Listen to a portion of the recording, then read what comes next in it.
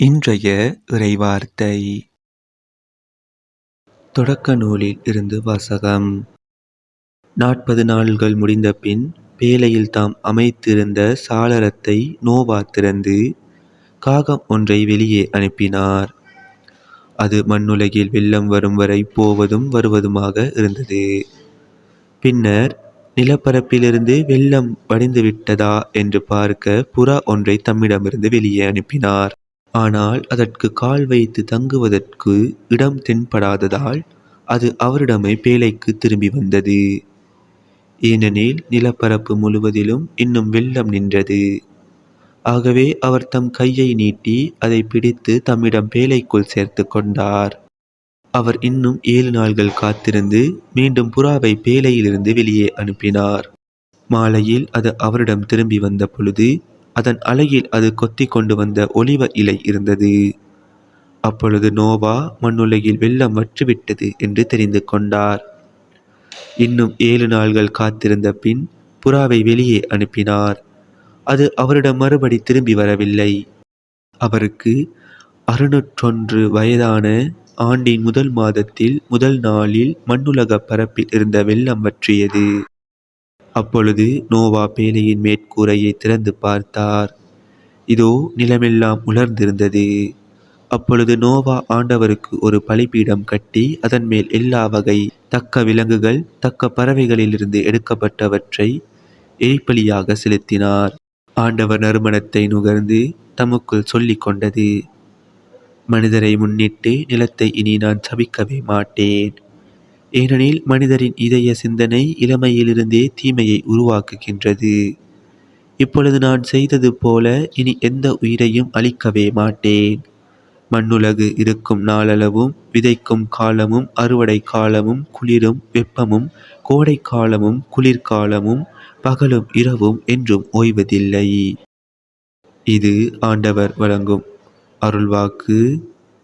இறைவா உமக்கு நன்றி. இன்றைய தினத்துக்கு உரிய நற்செய்தி வாசகம்.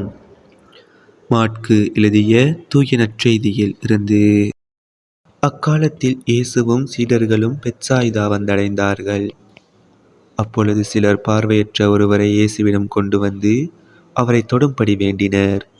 அவர் பார்வையற்றவரது கையை பிடித்து ஊருக்கு வெளியே அழைத்து சென்றார். அவருடைய விழிகளில் உமிழ்ந்து கைகளை அவர் மேல் வைத்து, ஏதாவது தெரிகிறதா என்று கேட்டார்.